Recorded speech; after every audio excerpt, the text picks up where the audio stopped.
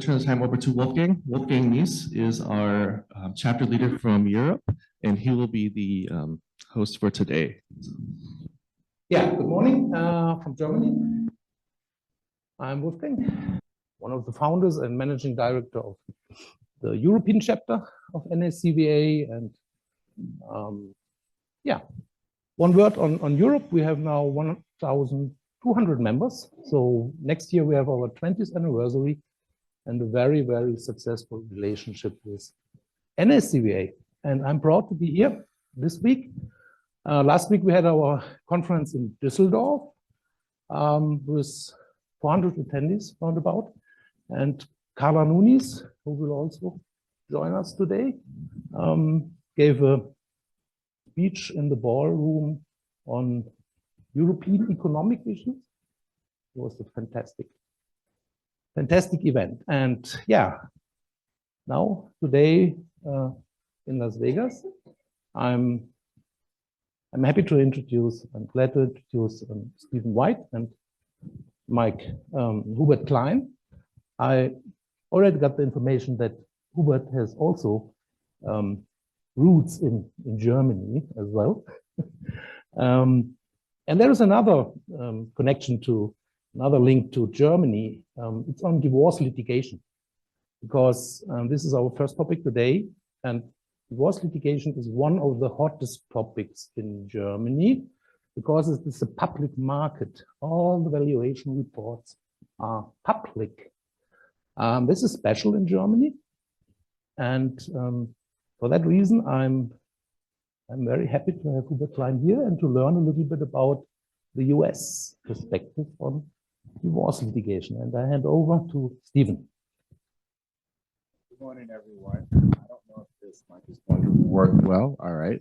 Hopefully you can hear me here. Good morning, Stephen White. And I have the pleasure of interviewing our guest, Mr. Klein here from Eisner Abner. And we were just chatting briefly how I do a lot of his reading of stuff that he works on and mentioned him on pertaining to cannabis. But today we're going to shift our gears over into another space that you are. Let's be clear. It's cannabis valuation. Straight, we're in Vegas. So that's true. Let's make sure that we get that clear. So we're going to shift into another area of your expertise there. And just kind of give us a 30,000-foot view. What are you seeing? How are things working in? And what do you more or less focus your attention on? A lot of what I do is litigated valuations, and one of my key areas is in business divorce litigation. So shareholder disputes, member disputes, things of that nature. And I have a session later today, so I'm not going to give away all the secrets, but I'll tell you enough to make you want to come to my session. But what we're seeing in litigation overall, there's two things that I look at. One is there's a study put out by the U.S. courts of all cases that are filed. And case filings are up close to 30% year over year, September to September, from last year to this year. That's all litigation, but when you look at the detail, what's in the litigation, it's the areas where you'll find disputes between shareholders. The other thing I'm going to talk about is the Norton Fulbright Jaworski has a study they do every year, and it's a downloadable study. You can go pull it. It's free. Of where litigation trends are going in the country, what they're seeing. They do a survey of all the major law firms. And what I'm going to tell you is, and you all probably know this, by a show of hands, how many people are seeing their workload increase because they're getting more phone calls? It's happening. This has been going on post-COVID. During COVID, there was a lot of litigation and it settled. Now what I'm seeing is more filings. Economically, people are doing somewhat better, and the impetus to want to fight is back. The fight is in the belly, and when I talk to people about, why aren't you trying to settle this or try to mediate this or arbitrate it? Anybody in here an arbitrator or a mediator? Yeah. The reality is, for some of the bigger cases, there is no cost savings anymore. Because the parties in these larger litigation cases that have mandatory arbitration clauses are going to fight anyway. And they want to go the court route until somebody says in the courtroom, says, why don't you guys get out of here and go talk to a mediator? And You're using my courtroom to air your dirty laundry when it's about money. So the thing I'm seeing is caseload is going up, workload is going up. The area I'm seeing disputes is in family transition areas. Dad ran the company great. Mom did her job. Siblings, one of them's type A, all the other are type Z, not even B or C. And they just want to sit back and collect the check. And then because type A is growing the company and increasing his salary, they get upset because they're not getting an increase in salary and they file a litigation. The first thing is somebody's overpaid. If the company takes a dip after a few good years of activity, they blame type A for the dip. So we're seeing a lot of that type of stuff, generational transfer. And during COVID, a lot of people had great ideas. You know, my associate Joe is here, and we're seeing this kind of litigation with great ideas. Talk to my friends. Everybody had that excess money because nobody was going to go buy the houses with price. Invest in their friend's business, and it didn't take off. And now they're fighting. And the fight is about money. You know, it was a bad business decision. It didn't happen. They're fighting with each other. We have one now where a couple of people developed an app. One guy was the technology side for the web-based side. The other guy was the salesperson. And now they're fighting with each other. That one killed the company because it needed a capital infusion and somebody didn't want to put it in. So the sales guy, put it nicely, the idea person only wants the idea, but never wants, most of the time, generally, I'm not going to say all the time, doesn't want to put in the capital because we're going to make so much money when I do all the sales. The technology guy who says, I'm creating this great platform and model for you, you know, we need to invest money, but I can't invest anymore because I have all the financial risk. So now they're fighting and they're coming back with crazy values of what they think the company is worth because they're valuing it on what their vision was, not what reality is. So the essence is litigation's going up, more cases are going to deposition. And I'm finding that after deposition, generally you think cases settle. Not happening. You're getting trial dates. The only good thing is trial dates are getting extended, but I can tell you in the last 25 months, I've testified 26 times between deposition and trial and shareholder dispute cases. And I would say it's 60-40 trial deposition. So that's what I'm saying. So let me ask you this. Let's move into, that's more or less the surface of it. From a evaluator's perspective, what kind of things are happening with evaluators, how they partner, what things they should be looking out for? Okay. The key issues that we all learn in Valuation 101, right? Data valuation, standard or value, and I'm going to we don't teach you this. Don't assume everything you're being told is the truth. That's one of the biggest things. And be wary of lawyers. Any lawyers in here? Because I'm not afraid to tell you. Be wary of lawyers because the reality is lawyers advocate for their client. That's their job, right? Don't let the lawyer try to turn you into an advocate without you knowing they're trying to turn you into an advocate. I'll give you a perfect example. How many people live in states where business divorce cases are fair value? Okay. New Jersey, New York, everybody said, yeah. oh, but okay, my New Jersey people, guess what? New Jersey's not a fair value state. All right, Wheaton Balsamides to sue Seminole cases, right, in New Jersey. But fair value generally means no discounts, right? It's a fair market value before imputing the discounts.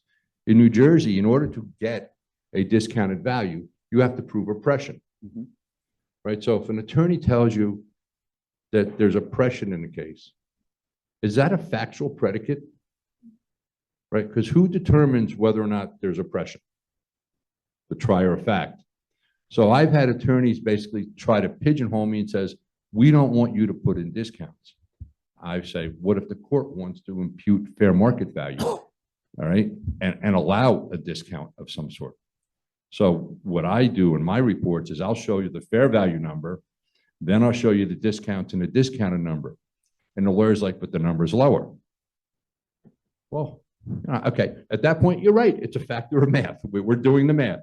But the reality is, if the trier of fact determines that there's no oppression and you don't have a discounted number, you're done. If the other side has a discounted number, the judge is going to go with it. All right. Had a case. I don't think the individual's in this room right now where that very fact happened. And I'll talk about it in my session later today, but we discounted it. One side said no discounts, and I'm not saying that person was right or wrong. That person actually, if you believe it, that's fine. The court, in their opinion, basically said, Mr. Klein had a number, other side didn't, so therefore I have nothing but Mr. Klein's number to rely upon. So just understand that. Discounts can apply in states that say explicitly no. New York says no minority discount, but some departments allow marketability discounts or illiquidity discounts. So that's one thing to be aware of. The other thing is be cognizant of everything that's going on in those financials, all right? Because when you do your interview and you do your site visit, you're being told a story that may not add up. All right. And Can you give us an example with regard? Yeah. I always used to joke. You go to the barbecue on a Saturday and the business owner tells you, my business is great. We're growing. It's a $5 million business. Monday comes and the wife serves the divorce papers and he's telling all his friends, my business is worthless. Right? I mean, Greg Regan, I don't see him in the room, but he does a session, there he is. I'm picking on you. He does a session on confirmation bias. You know, we have to be cognizant of that when the client tells us a story. Like you might go interview a business owner who's a schmuck. For those of you from New York, you kind of understand what the term schmuck is. But he might be a great business owner and you've already formed an opinion because the guy's matter of fact has no time for you and just wants to run his business. So be careful of the biases that we could bring to things from the interpretation of people. But discounts are one, knowing the valuation date. And another one is your analysis. And I know there was a course yesterday on specific company risk analysis and what you're assigning there. Be honest with yourself. I mean, I use the term, a lot of people don't like it, but you know, if it's a pig, don't let them put the lipstick on it because it's still going to be a pig. And you know, if you think that specific company risk is higher than what the normal person says, how many people have heard someone say, oh, specific company risk 5 to 7%? Okay, you know, that to me, I see that a lot, but if the company's that bad, I could just tell the attorney, here's 30 questions to ask them about the performance of the company and say, so you generally use 5 to 7%, but how does this relate to all the other businesses you value? Because some people just blindly apply numbers, just blindly applying the cap rate data. And, you know, that's fine, but you can't just say you pulled it out of a source that we all use. So sticking with the valuation side of it, and I know that there are times when you're going through business divorce cases where they go out to go mediate, they've done a valuation report, 2 years later, they take that old valuation report and bring it back to you, the new person that's coming in. How do you handle old valuations that were a part of it? First, if I didn't do it, I want to know who did it. I want to read it. I want to understand it. I mean, how many times have you gotten a valuation report from the opposing side that we all looked at the same information? How do they get to their conclusion? Right? We do that all the time. But if I did the report and I look at it, I'd still want to update it. Like what happened 2 years ago? A lot has happened in the last 2 years, right? Anybody here have young kids? What happens in 6 months with a young kid? Totally different people, right? They grow, and the same thing happens in a business. A lot can happen in a 2 year period. So putting on the blinders and just because the financial metrics are the same, What if there was a shift in the customer base, a shift in the suppliers, things that could have happened? They went from a company that was debt-free, that now they need a line of credit or to borrow money because cash grew tight. Even though the income statement's the same, but maybe the balance sheet changed. You need to, when you buy a used car that was driven by a little old lady to church every Sunday, you still kick the tires and you still make sure it runs. Well, thank you so much for this, and I'm looking forward to participating in your class. I'm sure a number of people are as well. Thank you again, everyone. I'll turn it over to you. Good. Okay. So our next session, our next session is on an industry-specific topic, healthcare valuation. And yeah, welcome. Ed Moffrott and Jessica Bailey-Wheaton and Todd Ziegler. And having said this, I hand over to Ed. We do have to sit kind of close because we're going to be sharing a microphone. I hope you don't mind the way I smell. So here we go. I'm Ed Moffrott, CPA, CVA from Los Angeles, California. My firm is Moffrott Financial Solution. But that's enough about me. It's all about them today. I'm talking to Todd Ziegler. I hope I'm pronouncing your last name correctly.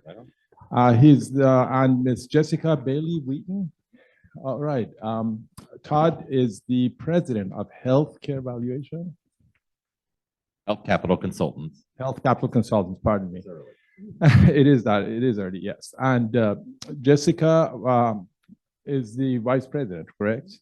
And they work together. And Todd here has been doing this for over 30 years, I understand. What an accomplishment. Jessica is an attorney by trade, but she's now deeply vested in this business. And I understand she's doing an excellent job. She's a rising star. Thank you. And you're going to be having a presentation later today. And I can't wait. I'll be there myself. Could you tell me how you got into this business? Yeah, well, Ed, that's something I tend to ask myself a lot these days. It goes back 30 years, like you said. I wanted to be a hospital administrator. Got my master's in healthcare administration. Started on this consulting project in St. Louis and met Bob Samasi, and my life changed forever, for sure. Certainly started working for him and really dug into, if you knew Bob, he was a big collector of library and books. And so anytime I get my hands on Dr. Pratt's book, Gary Trugman, Chris, Roger, whoever, that's took them home. And I really delve into valuation, and to see the opportunity for me to merge what I've learned in healthcare, and that really being my background, my training, and to apply that to valuation was just a natural fit for me. And so here I am 30 years later. I don't know how, but it's happened. You don't look a day over 40. Oh. Not Jessica. I wouldn't say. No. So went to law school, got my JD with a health law concentration. I thought I wanted, kind of similar to Todd, be in-house counsel at a hospital. And then I realized that it's not quite as glamorous as it sounds. It's a lot of putting out of fires and dealing with the small stuff. You don't get to dive into the really granular stuff that I was interested in. So it just kind of so happened that I fell in with Health Capital Consultants, 10 plus years ago now. And for me, it's great because even though I don't, let's say, practice law, everything we do is trenched in the regulations, federal, state regulations. So I tell people I get to do health law every single day, work on different projects, different states, different specialties. So for me, it's been perfect. That's what I always wanted. I just never knew how that would manifest. So. Awesome. Also introductions. Like I said, I will be there. I'll be attending. And of course, every presenter wants people to be there. And it's a must attend. What is your must attend? Why should people come to what can they hope to learn from your presentation today? The professionals that we have here. Well, healthcare represents 20% of our economy and growing. And so we specialize healthcare only, and that's certainly more than enough for us. And it's so difficult to keep up with what's going on in healthcare from a regulatory perspective, from reimbursement perspective. Just even we see how organizations, providers are changing how they provide, how they're getting paid for the services that are being provided. And so as futurists, certainly the value of a business is the expectation of future benefit. It's important to keep up on this. And we try to share a little bit of that with the 100 minutes that we have, which is very difficult to do.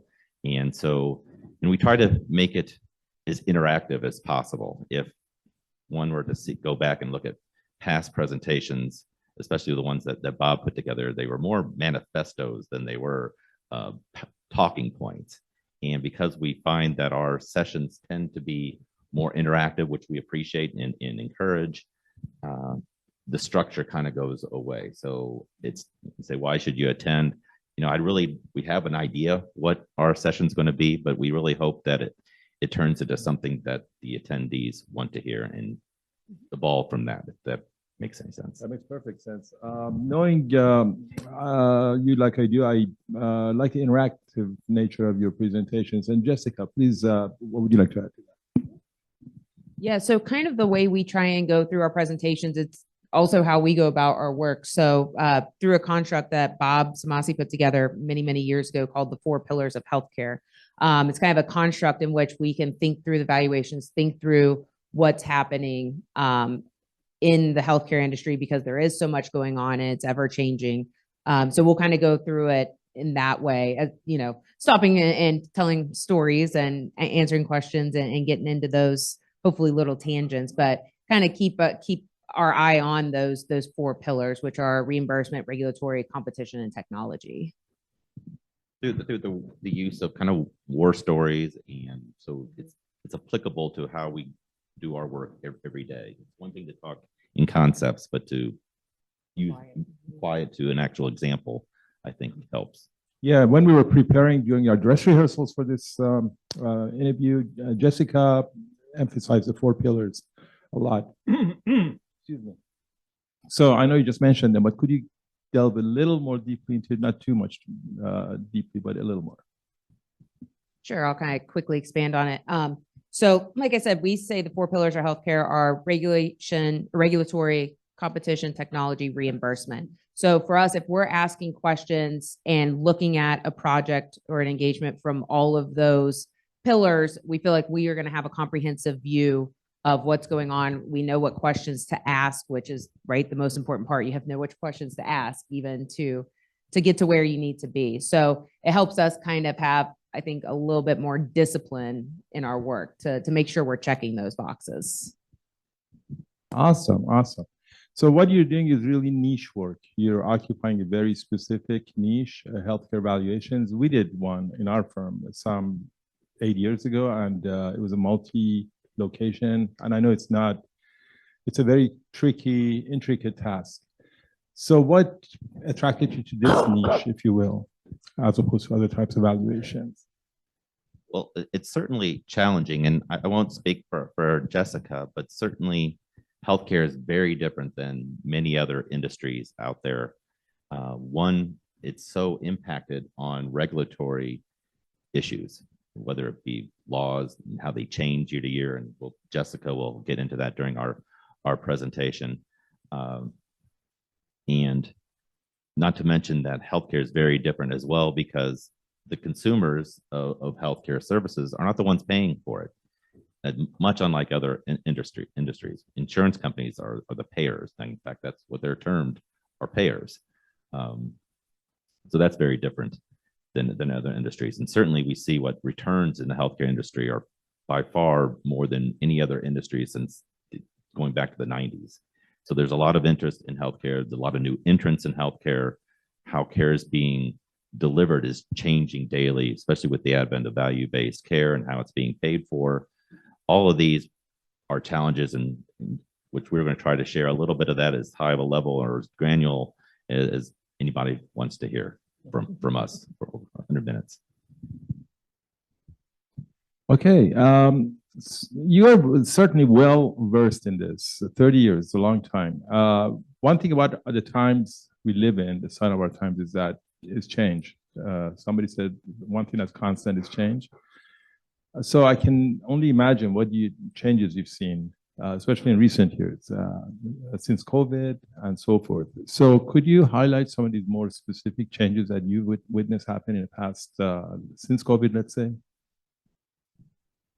Well, I think there's struggles with how providers are providing care to populations that have little access to care. And so certainly with telehealth and telemedicine is a big change that we've seen in the acceptance of that since COVID. And certainly non-traditional providers entering the space of healthcare, we're performing a whole lot of intellectual property valuations, other intangible asset valuations, as the advent of AI and other things that will assist to close the gap that we're seeing with the disparities of access to care in this country and how it's being paid for, and trying to increase the quality of this. Medical device appraisals, certainly a whole lot of startups. We're seeing that people are entering this space not just to provide care, but also to, whether it be a product, whether it be a technology, things of that nature are really coming into healthcare. And it's really not just so much providers anymore, but it's expanding into almost other industries, if you will. Well, I wouldn't be the healthcare attorney I am if I didn't talk about the regulatory side of it and the changes we're seeing. Especially this year, there's been a number of record-breaking settlements with the Department of Justice, with a couple of hospitals. There's been some really big Supreme Court cases that is going to change how healthcare is litigated. I expect that there will be far more litigation going forward, a lot more challenges to agency rulings, regulations, guidance, et cetera. And I think we now have a Supreme Court that's shown that they're very willing to change how things have been done. In law school, you learn about stare decisis, that once you have settled law, it's settled law. That is kind of getting bucked by the current Supreme Court. And so there's some cases out there that I'm kind of keeping an eye on that I think could really change the laws that we operate under. So kind of keeping an eye on that right now to see where that goes. Awesome. You've mentioned all the external changes. So my question is, how has this affected your work internally? For example, do you use AI or use it more? Or AI has been a big topic in this conference so far. So tell us how it has affected your procedures internally, if you will. Well, not so much AI that we're utilizing within our firm, but certainly it's a whole lot of research. I mean, while valuation pays the bills, we are a research house. We are a research firm. The majority of our staff are not appraisers. Jessica and her team.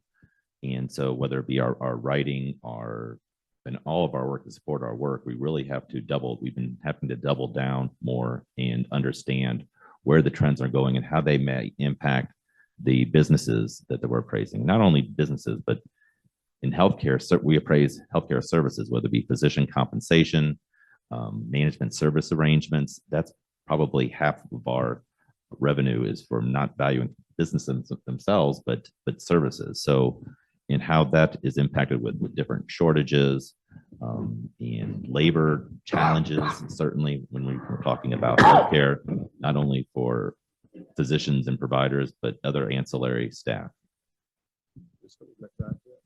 Yeah, sure. I think in addition, one thing that not that it's necessarily affected our processes, but I think it's validated what we have been doing, which is a lot of the regulations from the federal agencies have kind of pushed valuators to make sure that they are really writing up their reports. It's not just numbers.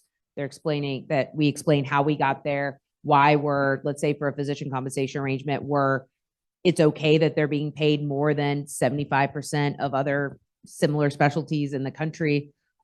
Just being able to document all of that, it's becoming, while you have the quantitative portion, but the qualitative portion of it is become more and more important. We're seeing courts focus on that, tear that apart. So I think we always pride ourselves on really explaining our work, how we got there, what the context is.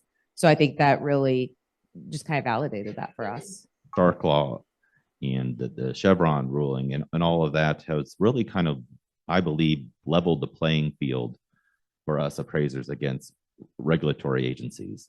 so much of our work is more in the past has been reactionary based upon the finding in these court rulings and to define how fair market value is determined. Well, that's what those rulings have done, more or less, has gotten those agencies out of the business valuation work profession. So it allows us to go back to utilize the things that we've learned, the valuation methodology to do our work, as opposed to reactionary of how the government is claiming how fair market value was not achieved or so forth. Thank you. Thank you. I'm beginning to get hand signals saying that our time is up almost. Just really quick, what's one takeaway you would want people to take from, or professionals to take from your presentation this afternoon? Well, we hope to make it as more interactive as possible. Again, we have a slide deck, which is more of a suggestion to what we're going to talk about, but certainly interact. I think we'll have some fun over 100 minutes. No chance of you losing money at the tables during that time. So we look forward to you joining us. Okay. No, I'll echo what Todd said. We also were joking earlier. If you want to bring your drinks in, bring one for us, but feel free. Come one, come all. And yeah, well, I think we have a lot prepared, a lot we're going to talk about. It's been kind of a crazy year in healthcare, so I think it'll be fun to recount it. Well, it's truly been an honor and a pleasure. I hope to work with you in the future, and I probably will call you next time we get an assignment like that. So that's it. Thank you. Yeah, thank you.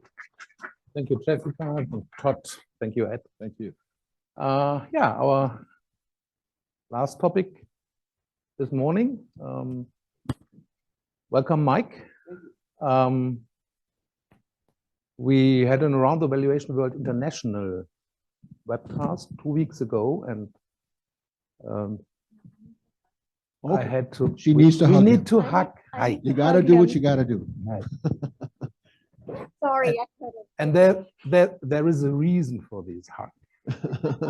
But I need 1 second. Oh, okay. I'm not sure about the reason for this hug.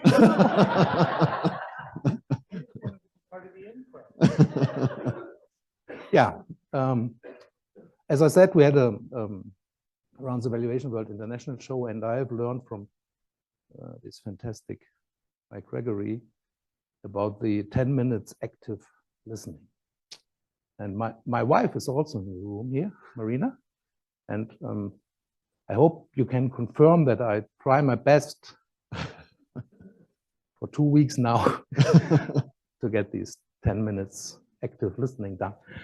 And the reason for this hug was that Carla was in Germany last week. We had our, as I told you, we had our conference last week, and Carla was on the main stage. And it was so fantastic. She talked about European perspective on macroeconomics. And today, she will catch the US perspective and globally, I think. And yeah, you all know what happened the last 4 years. And I do not expect that the turbulences will vanish within 2 months. So very interesting. And Take it away. I hand over. Come on to in. Take a seat, you two. Thank you. And Guten Morgen, mein Herr. Guten Morgen. Well, thank you for being with us. And during this session, we're going to talk about global economic update, impact on the cost of capital valuations. And I spoke with both Carla and Jim earlier this week, and I just want to share some background about them in case you don't know about their background. Jim Harrington is the Director of Valuation Services at Kroll out of the Chicago office. He previously led the SBBI yearbook. That's one of those things we all used to use. He co-authored the Valuation Handbook and others. He has an MBA from the University of Illinois, Chicago, and a BS from the Ohio State University. And Carla Nunes, you heard she has some excellent feedback from the presentation she made last week to the European ACVA.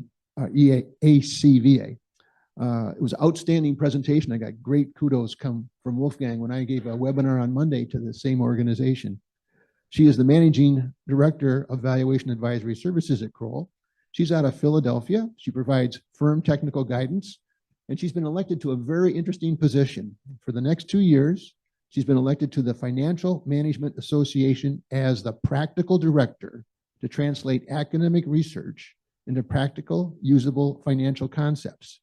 She's also a contributing author to numerous publications. She's a BS, MBA, and a Master's of Tax from Illinois University School of Law. She's a CFA, CPA, and other designations. Later today, from 9:20 to 11 a.m., they're going to talk about global economic update, impact on the cost of capital valuations. I have looked at their handouts. It's 102 handouts in 100 minutes, of which 96 are technical. But the handouts are absolutely outstanding. If you can make the session, great. If you can't make the session, download those handouts. I hope you make the session. And with that, I want to welcome both of you here today. Thanks, Mike. Yeah, okay. So in terms of the session that you're going to be talking about today, Kroll recommends right now a risk-free rate of 3.5%, an equity risk premium of 5% as of June 5, 2024. So with where we are now, looking at the economy, looking at a new president coming on board and some other things, where do you think we're going with this? Thank you. And first of all, I just wanted to say the big hug partly was because it was my birthday. And Wolfgang had the entire room sing happy birthday before I started speaking. And I had a little gift.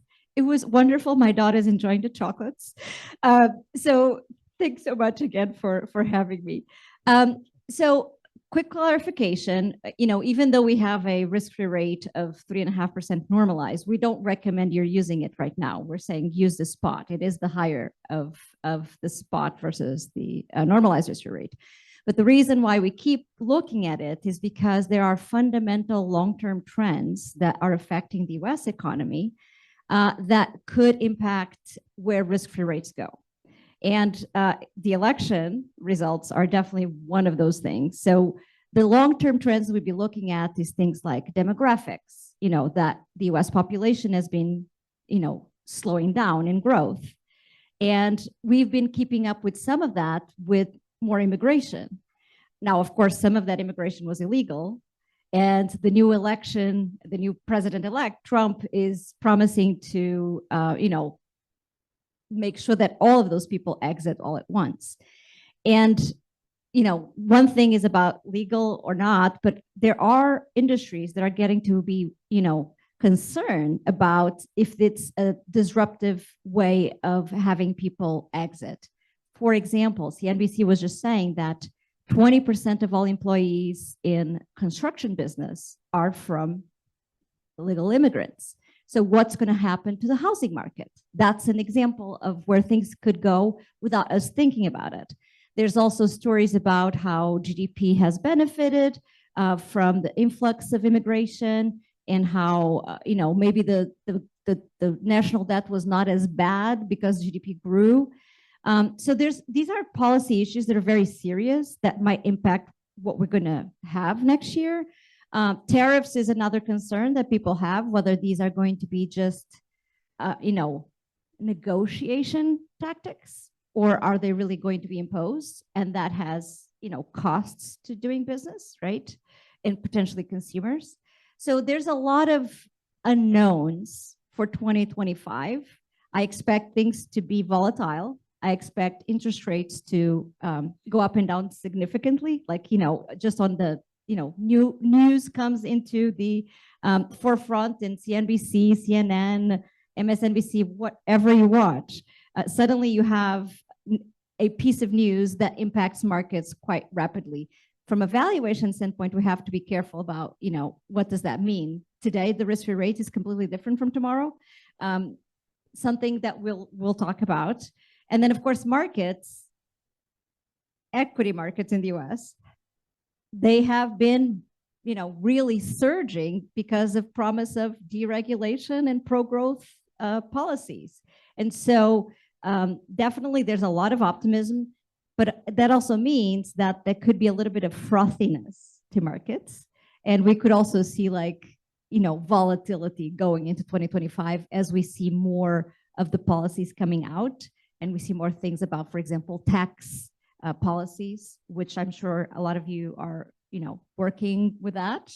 And so that's going to be an area where we have to be, monitoring and see if the campaign promises are different from what is actually happening. So we're going to unpack some of those issues in our session.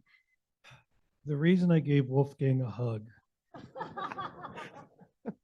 is because he's got a very cool name, Wolfgang. It's a cool name. As far Thank as you. the session, yeah, it is a cool name. Let's face it. I mean, my It's a name's very Jim. old fashioned. My name's Jim. Compare Jim to Wolfgang, Hey, you know? have you seen Yeah. and Wolfgang Puck? Oh, yeah. Oh, yeah. Yeah. Yeah. Now, what Carla was talking about is, you know, a lot of times people ask us, like the equity risk premium, we're at 5 right now. And we get a lot of questions. Why, or have you considered changing the equity risk premium? The market's up so much. We're up 23, 24% so far in 2024. Is the uncertainty of all the things that are happening right now.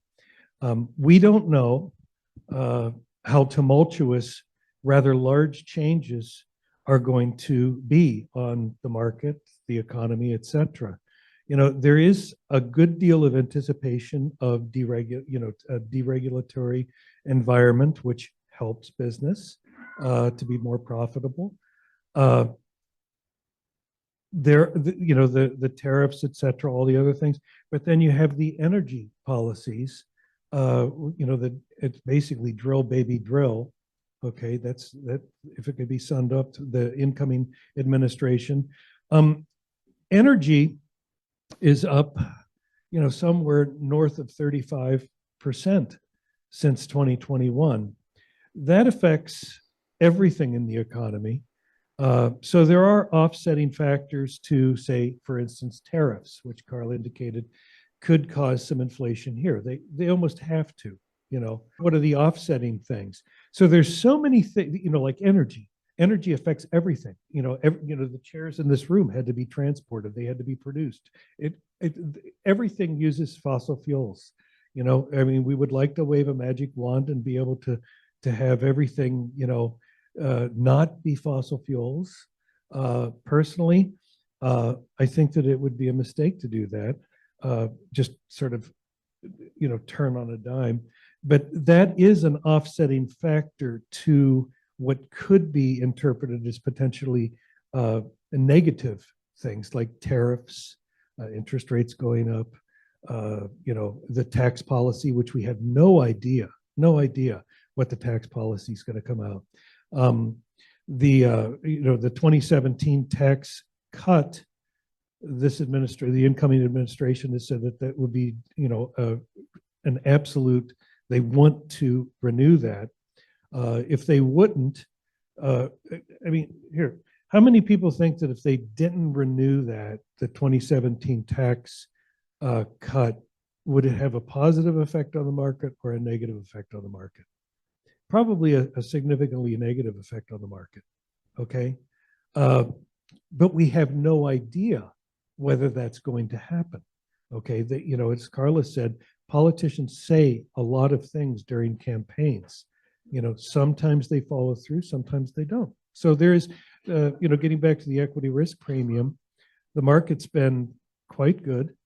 As the market goes up, generally people interpret that as less risk in the market. And so they're going to have a required rate less, all other things held the same. But there is a tremendous amount of uncertainty about what's going to happen in 2025, a huge amount of uncertainty. So that's why we're sticking at 5 right now. So if you want to ask us some more questions. We have a few minutes left, but I'm going to ask you something here, a little quicker answer. Huh? Okay. Various folks here have valuation models, and they're saying we've got some changes coming. This could include taxes, bonus depreciation, tariffs, energy policy. Should they be considering changing their models now? What do you think? Great question. And I just got that question from a project team this week. And the client was asking, is Kroll going to write a client alert about changing the cash flow models?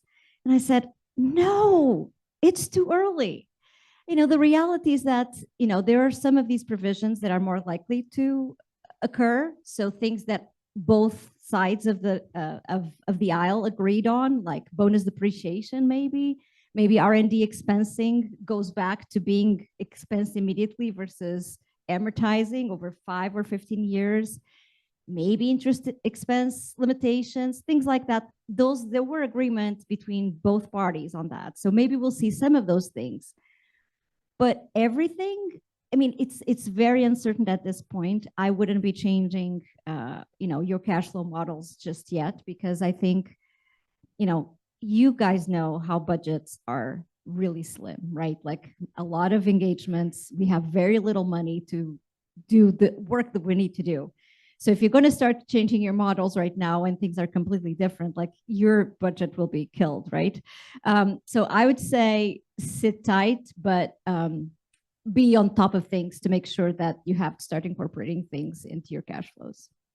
I would say exactly what Carla's saying, but a little bit different. I wouldn't change a thing until the writing of the signatures on anything being changed.